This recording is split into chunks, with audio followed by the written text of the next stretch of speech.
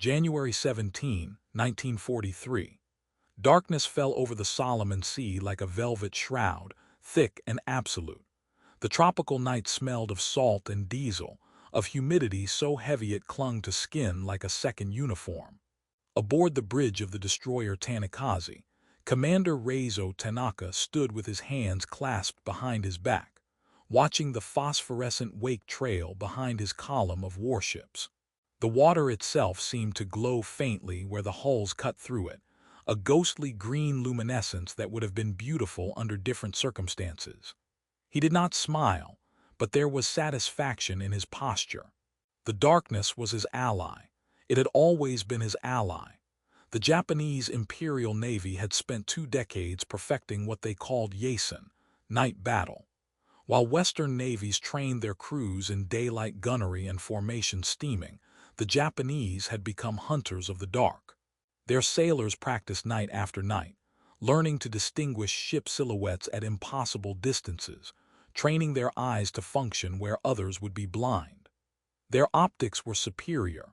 The massive range finders and telescopes mounted on their warships gathered light more efficiently than anything the Americans possessed. Their torpedoes, the Type 93 Long Lance, could strike from ranges that seemed impossible, carrying warheads that could break a cruiser's spine. And most importantly, their doctrine was built around aggression in darkness, around closing to knife-fighting range when the enemy could not see to shoot back. Commander Tanaka had earned his reputation in these waters. At Guadalcanal, at Tassafaronga, in the narrow channels between jungle islands where American ships became coffins, he had demonstrated what Japanese night-fighting doctrine could accomplish.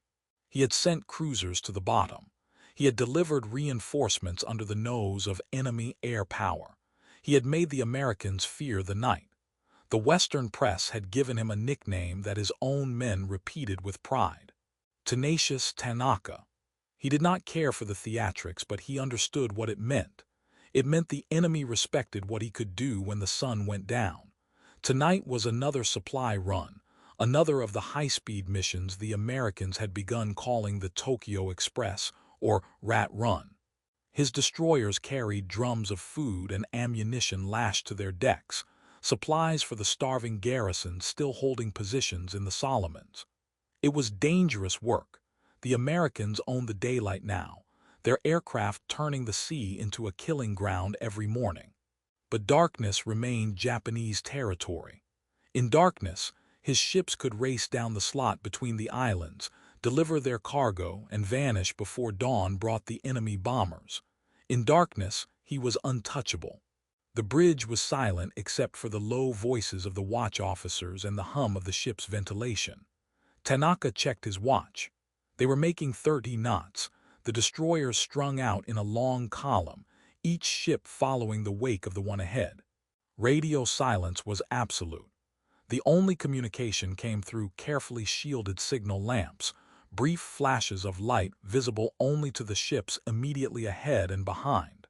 Everything was as it should be. Everything was as it had always been.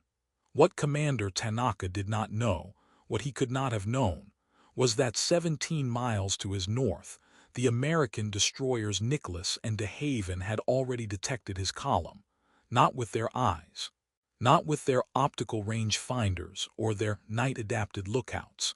They had detected him with a technology that was rewriting the rules of naval warfare, a technology that turned darkness from an ally into a trap.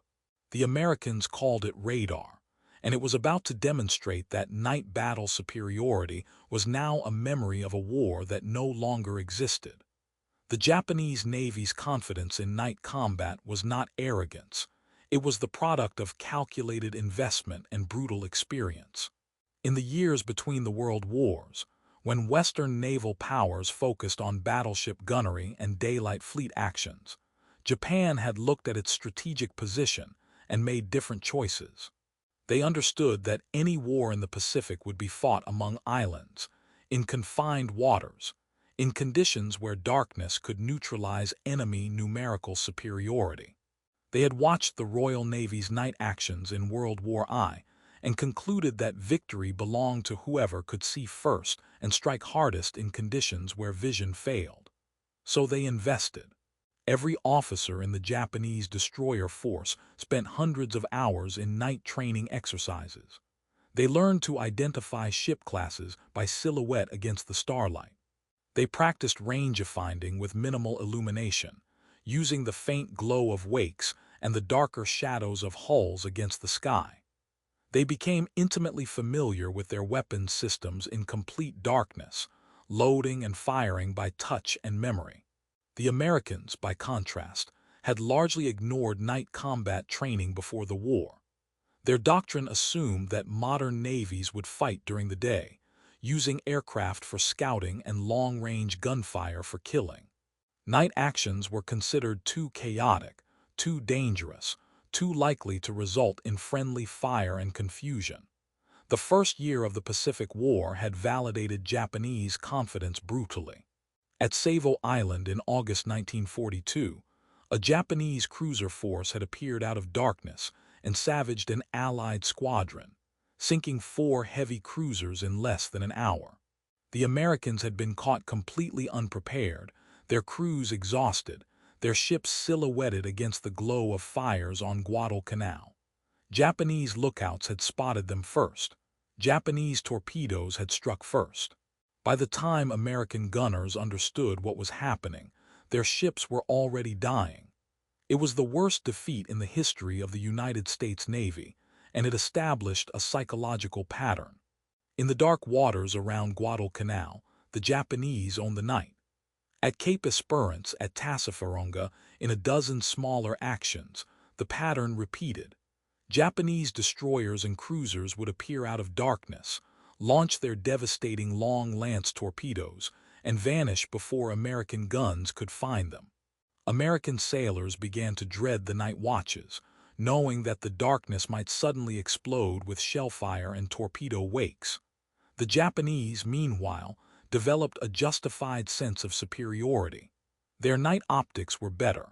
Their training was superior. Their weapons had longer range. And most importantly, they had an institutional culture that embraced night combat while the Americans were still learning its fundamental lessons. But technology, unlike culture, can change overnight.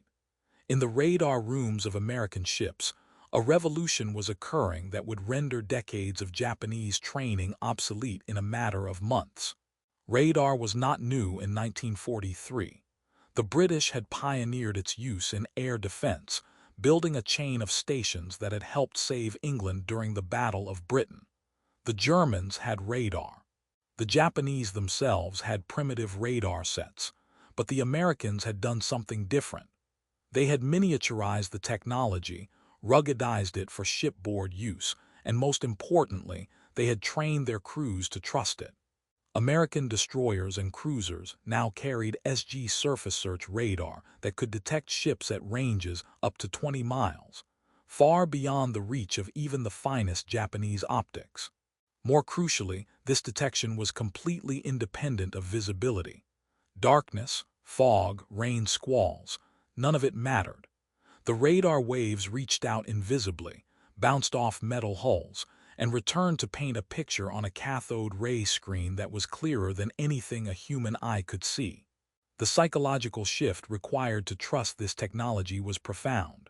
For centuries, naval warfare had been about what you could see: lookouts in the crow's nest, officers on the bridge with binoculars, rangefinders calculating distance to visible targets, gunnery officers who prided themselves on their ability to estimate speed and bearing by eye.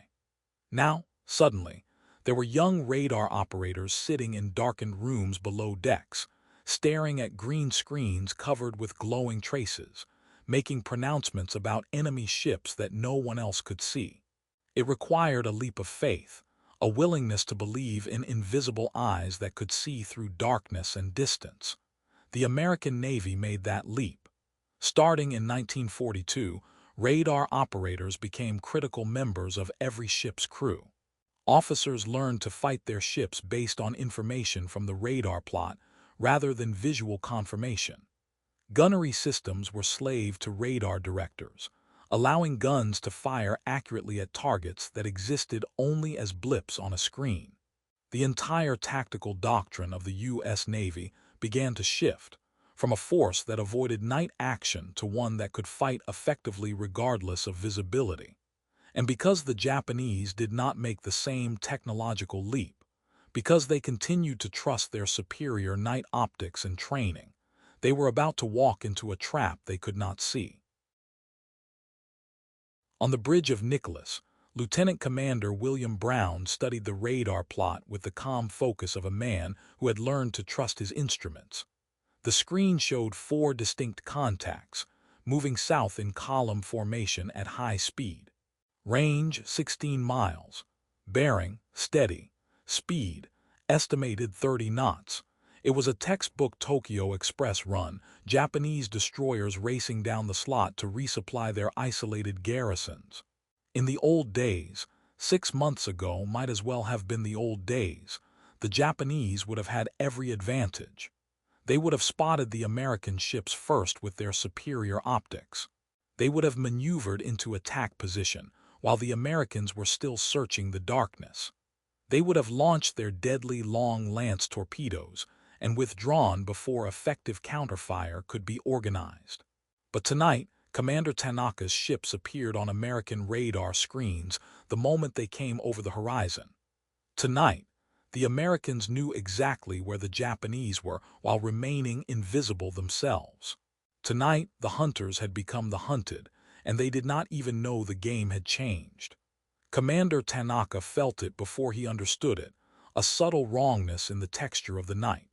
His destroyers were still making their approach, still maintaining radio silence, still invisible in the absolute darkness of the Solomon Sea. But something felt different.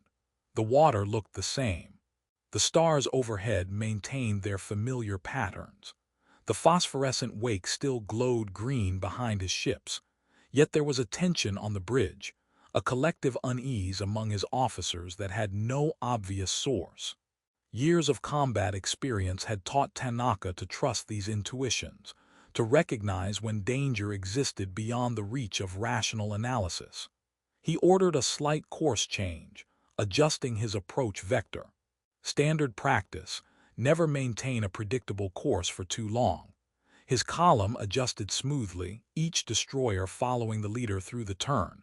Still nothing visible, still no sign of enemy ships.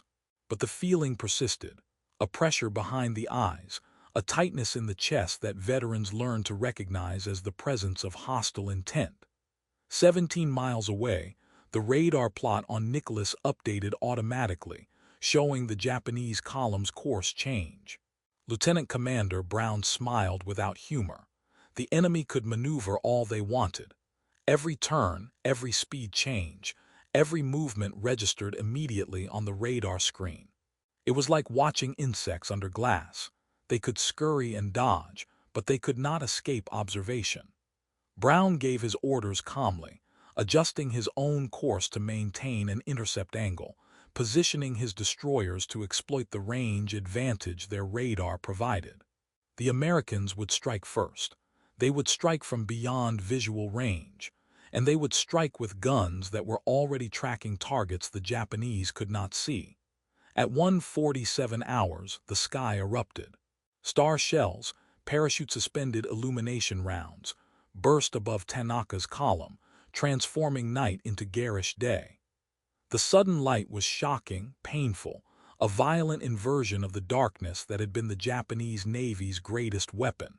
For a moment, Tanaka's crews were blinded, their carefully night-adapted vision destroyed by the magnesium-bright flares drifting slowly down on their parachutes. The destroyers stood revealed, their gray hulls stark against the black water, their wakes brilliant white streams pointing directly at their positions. Every detail was visible. The cargo drums lashed to the decks, the gun crews scrambling for cover, the officers on the bridges throwing up their hands against the sudden glare. And then the shells began to arrive. American 5-inch guns opened fire with devastating accuracy, their rounds guided by radar fire control systems that compensated for range, ship motion, and target movement automatically. The first salvo straddled Tanaka, geysers of white water erupting to port and starboard, marking the range. The second salvo struck home. Shells smashed into the destroyer's forward section, detonating in bright orange flashes that seemed almost decorative against the star shell illumination. Metal screamed. Men died. The carefully loaded supply drums exploded in secondary blasts, scattering food and ammunition across the deck in a chaos of destruction. Tanaka's world had become a nightmare. His ships were exposed, illuminated, under accurate fire from an enemy he could not see. His superior night optics were useless. The star shells had destroyed his crew's night vision, and the American ships remained beyond visual range in the darkness that the illumination rounds did not reach. His long-lance torpedoes, deadly at close range, were irrelevant when he had no targets to shoot at. His decades of night-fighting experience, his carefully honed skills, his reputation as a master of darkness combat, all of it was suddenly meaningless against an enemy who could see him perfectly while remaining invisible. He gave the only order that made sense. Emergency turn to port, maximum speed, launch smoke. The Japanese destroyers heeled violently as they carved into a turn, their engines screaming up to full power. Smoke generators activated, spewing thick chemical clouds that began to obscure the column. But the smoke that would have been effective against visual targeting did nothing to confuse radar. The American fire continued, accurate and relentless, the 5-inch shells walking along the length of Tanaka's formation, striking ship after ship with methodical precision. Tanaka was hit again, a shell penetrating her engine room and causing a catastrophic steam explosion. She began to slow, falling out of formation, her speed dropping as her propulsion system failed. For 23 minutes, the engagement continued. The Japanese could not effectively return fire. They could not see their attackers. They could not close the range. The Americans maintained optimal firing distance using their radar plot. When the American destroyers finally broke contact, disappearing back into the darkness as quickly as they had appeared, Tanaka's force was devastated. One destroyer was sinking, 3 more were severely damaged, and the supply mission was a complete failure. The drums of food and ammunition his men had risked their lives to deliver were scattered across the ocean floor or burning on shattered decks. As dawn approached and the surviving ships limped toward safety, Tanaka stood on his damaged bridge and confronted a truth that shattered everything he had believed about naval warfare. The night no longer belonged to Japan. It belonged to whoever had the better technology. And in this war, that was America. The psychological impact of radar-enabled night combat extended far beyond the tactical defeat Commander Tanaka experienced. For the Japanese Navy, night battle supremacy had been more than a doctrine. It had been a source of identity, a point of pride, a concrete demonstration that Japanese training and warrior spirit could overcome material disadvantages.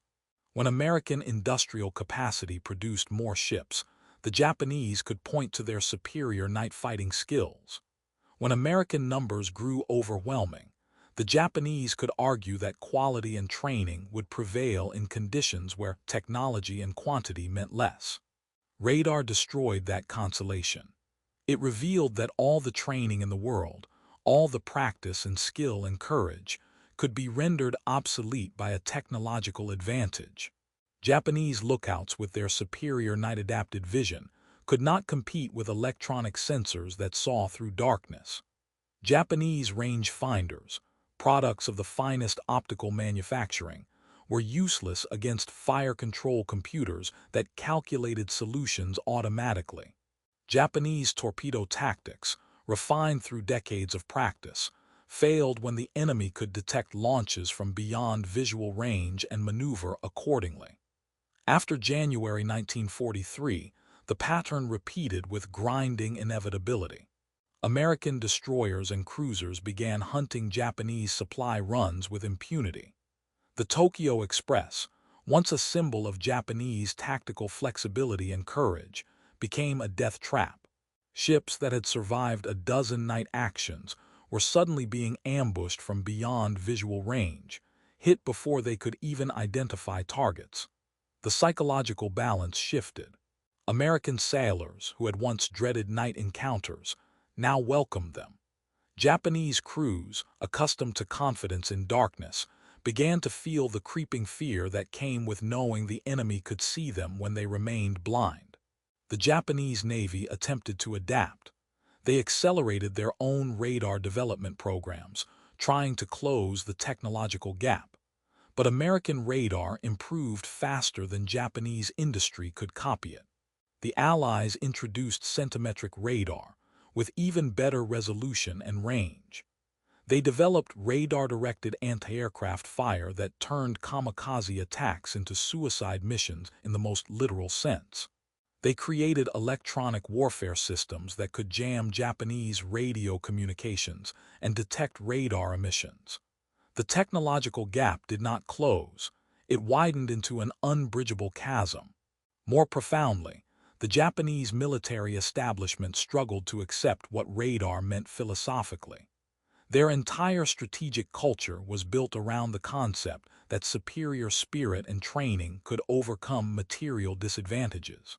The samurai tradition emphasized personal excellence, mental discipline, and moral superiority as the keys to victory. Physical courage, willingness to sacrifice, purity of purpose, these were the values that had built the Japanese military tradition. But radar did not care about courage. It did not respect training. It saw through darkness with mechanical indifference, reducing centuries of warrior culture to irrelevance. For officers like Commander Tanaka, the psychological adjustment was profound and painful. He had built his career on night fighting excellence. He had survived when others died because his skills were superior. He had earned respect and promotion through demonstrated tactical brilliance in conditions where most men were helpless. Now, suddenly, radar operators, young enlisted men sitting in darkened rooms, reading instruments, were more valuable than the most experienced surface warfare officer. The hierarchy of merit had been inverted. Technical expertise with electronic equipment mattered more than decades of seamanship and combat experience. The symbol of this transformation was the radar scope itself, a glowing green screen covered with phosphorescent traces, showing ship positions as abstract geometric shapes. In Japanese tactical doctrine, ship recognition was an art form. Officers prided themselves on their ability to distinguish destroyer classes by the spacing of their funnels, to identify cruiser types by the silhouette of their superstructures. They studied recognition manuals religiously, memorized profiles, practiced until they could name a ship class after seeing it for mere seconds in poor visibility. But the radar scope showed only anonymous blips, indifferent to class or type or history. A destroyer and a cruiser appeared as bright dots of different intensity, distinguished only by the strength of their return. There was no artistry in it, no room for expertise built over years of study. Just electronic returns and calculated ranges, delivered with mechanical precision. In the wardroom of the heavy cruiser Chakai, anchored in the relative safety of Rabaul Harbor, a group of Japanese naval officers gathered in late January 1943 to discuss the tactical situation. They were experienced men, survivors of the Solomons campaign, veterans of multiple night actions. They had seen their friends die in burning ships. They had experienced victory and defeat. And now they were trying to understand what had changed, why the tactics that had worked for 2 years were suddenly failing. The conversation, recorded in several post-war accounts and memoirs, revealed the profound confusion that technological surprise can generate. The officers understood that the Americans had some kind of detection equipment. They had heard reports of radar, knew in abstract terms what it did, but they struggled to accept what it meant operationally. One destroyer captain argued that the solution was better night optics. If they could see farther, they could detect American ships before being detected themselves. He had not yet internalized that the Americans were not detecting them visually at all, that no improvement in optical equipment would help against electronic sensors. Another officer suggested more aggressive tactics. If they could close the range quickly enough, get inside the American detection radius before being spotted, they could still employ their superior torpedo weapons. This also missed the fundamental point. There was no inside the radar detection radius in any meaningful sense. American SG radar could detect ships beyond the horizon, could track them continuously regardless of visibility, could maintain that picture even through smoke and rain and darkness. The old tactical concepts, closing unseen, achieving surprise through superior observation, had become impossible against an enemy who possessed technological omniscience. A senior commander, one who had studied foreign naval developments before the war, tried to explain the magnitude of what they faced. Radar was not just a better lookout. It was a fundamental change in the nature of naval combat. It meant that darkness no longer concealed. It meant that Japanese superiority in night optics and training had been rendered irrelevant. It meant they were fighting at a disadvantage every time the sun went down, that the very conditions they had trained to exploit were now killing them. His younger officers listened with the incomprehension of men whose entire professional identity was being invalidated. They had spent their careers becoming the best night fighters in the world. Now they were being told that night fighting was obsolete, that the skills they had mastered no longer mattered. The symbol they kept returning to in their discussion was the star shell. That moment of sudden, terrible illumination when their ships were revealed under magnesium light, while the enemy remained in darkness. It became a recurring element in Jap. What none of them could fully articulate was the deeper truth, that they were witnessing the eclipse of one form of warfare by another. For thousands of years, naval combat had been fundamentally about what human beings could see and do. The side with better trained lookouts, more experienced officers, superior physical courage and discipline could win through human excellence. Radar represented something different, a form of warfare where human excellence mattered less than industrial capacity and technological sophistication. The Americans were not winning because their sailors were braver or more skilled.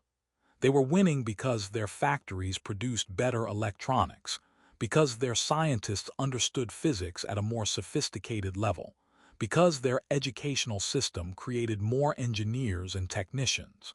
This was a type of defeat that Japanese military culture had no framework to process. They could understand being outfought by a more courageous enemy, that had happened in their history, and it carried no shame. They could understand being outnumbered, that was expected given American industrial capacity. But being rendered obsolete by technology, having their expertise simply bypassed by machines that did not care about training or spirit or warrior tradition, that was a form of defeat that struck at the core of their military identity. The radar scope became America's symbolic answer to Japanese night fighting doctrine.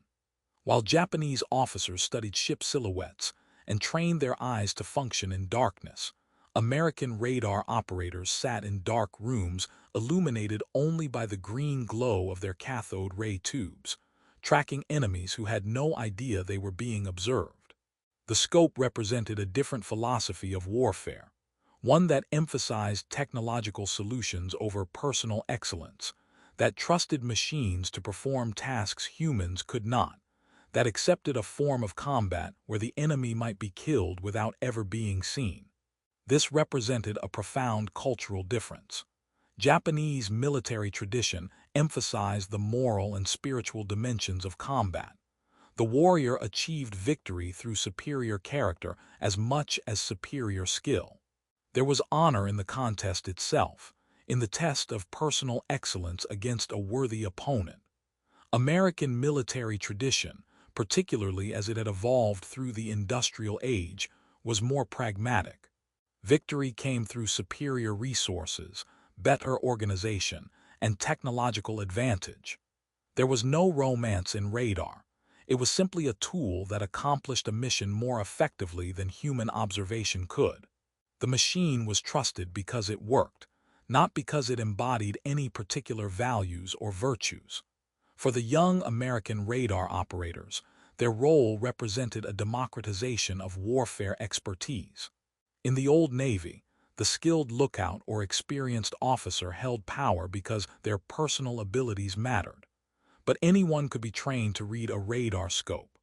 High school graduates from small towns in Kansas or Tennessee could become as effective at detection as officers who had spent years at sea. The technology leveled hierarchies, made expertise portable and teachable in ways that traditional seamanship was not. This fit perfectly with American ideals about equality and merit. The best radar operator might be a farm kid who had never seen the ocean before enlisting, and that was acceptable because the job required technical skill rather than social class or years of experience. The radar scope also represented industrial abundance. Every American destroyer carried sophisticated radar systems, multiple sets with redundant capabilities. The SG Surface Search Radar, the SC Air Search Radar, the Mark 37 Fire Control Radar. Each ship bristled with antennas and electronic systems. This redundancy and abundance was typically American. Japanese ships might have radar, but they had one set, carefully maintained, impossible to replace if damaged. American ships had multiple systems, and if one failed, another could take over. This reflected the fundamental material difference between the two nations. America could afford to put cutting-edge technology on every ship. Japan struggled to equip even its capital ships adequately. In the radar room of an American destroyer, the green glow of the scope illuminated faces that were often very young. 18, 19, 20 years old, boys from farms and small towns who had been trained in a matter of months to operate equipment that represented the cutting edge of 1940s technology. They sat in their darkened spaces, watching the traces paint across their screens, calling out contacts to the bridge. When they reported an enemy ship at 15 miles, officers who had spent decades at sea had to trust their judgment, had to believe in what the machine was telling them even though their own eyes saw only darkness. This transfer of authority from experience to technology was not always smooth. Older officers sometimes struggled to accept that a teenager reading a screen knew more about the tactical situation than they did with all their years of training. But the results were undeniable. Ships fought more effectively with radar than without it. Night actions that would have been chaotic bloodbaths became methodical engagements where American vessels held every advantage. The green glow of the radar scope, that phosphorescent display showing enemy ships as bright returns, became the symbol of American technological warfare. Mechanical, impersonal, devastatingly effective. Commander Tanaka survived the war, one of the few Japanese destroyer commanders to do so. In post-war interviews, he spoke about the night actions of 1943 with a mixture of professional respect and profound sadness. He acknowledged that American radar had been decisive, that no amount of Japanese training or courage could overcome that technological advantage. But there was a note in his voice when he discussed it, not quite bitterness, but a kind of melancholy for a form of warfare that had passed away. Night battle, as he had known it, had been intensely human. It required developed skills, courage in conditions where fear was natural, and a kind of artistry in reading the darkness and making tactical decisions with limited information. Radar had removed the human element, turned night combat into a technical exercise where the side with better instruments won.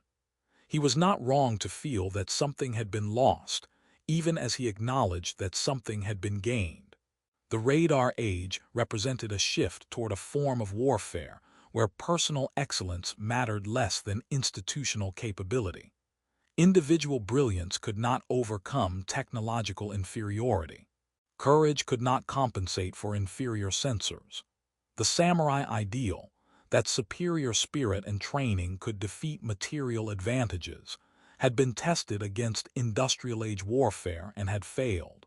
This was a painful lesson for officers raised in that tradition, men who had built their identities around personal excellence in combat. Yet there was also truth in what the radar age represented. It was more democratic in its way. Night battle superiority based on superior training meant that only nations with established naval traditions could compete. The expertise took decades to develop, required institutional knowledge passed down through generations of officers. Radar could be manufactured in factories and taught to new recruits in months. It meant that a democracy mobilizing its population could produce effective naval forces quickly, that industrial capacity mattered more than aristocratic warrior traditions. In that sense, the radar scope was a symbol not just of technological advantage, but of democratic industrial power, the ability of a free society to mobilize its resources and translate material abundance into military capability. The green glow of those radar screens illuminated more than enemy ships. It illuminated a changing world, one where traditional forms of military excellence were being superseded by technological sophistication, where victory came not from the longest training or the greatest courage, but from the best scientists, the most productive factories, the most effective educational systems. Commander Tanaka and his fellow officers were not defeated by better warriors. They were defeated by a different kind of warfare entirely, one that their culture and doctrine had not prepared them to fight. In the end, this was perhaps the deepest truth revealed by those night actions in the Solomon Sea. The war was being won not ship by ship or battle by battle, but factory by factory and laboratory by laboratory. The radar that exposed Japanese destroyers in the darkness was not an isolated advantage. It was a symbol of systematic technological superiority that extended across every dimension of modern warfare. Better aircraft, better submarines, better fire control, better damage control, better logistics, better communications. The Americans were not just fighting harder or with more courage. They were fighting with better tools, produced by an industrial system that Japan could not match, and a scientific establishment that was advancing faster than Japanese researchers could follow. The star shells that illuminated Tanaka's destroyers were not just flares. They were spotlights exposing the obsolescence of a military tradition based on individual excellence competing against institutional technological superiority. Under that harsh magnesium light, the future of warfare stood revealed. It would be electronic, technical, industrial. It would favor societies that could educate engineers over those that could train warriors. It would be won by factories and laboratories as much as by courage and sacrifice on the battlefield. The radar scope's green glow represented the dawn of that future. Mechanical, precise, impersonal, devastatingly effective. And in its phosphorescent light, the old world of night-fighting samurai and artful destroyer captains faded into darkness, rendered obsolete not by superior enemies, but by the inexorable advance of technology and the industrial capacity to deploy it. The night had belonged to Japan for barely a year. Then America brought its factories and scientists to the war, and darkness became just another environment where technological superiority decided outcomes. Commander Tanaka had been one of the best night fighters in the world. Against the green glow of the radar scope, that expertise had simply ceased to matter. The light had changed. The rules had changed. And the war, already decided by factors beyond any individual commander's control, moved forward toward its inevitable conclusion, illuminated, tracked, and guided by invisible electronic eyes that saw everything and forgot nothing.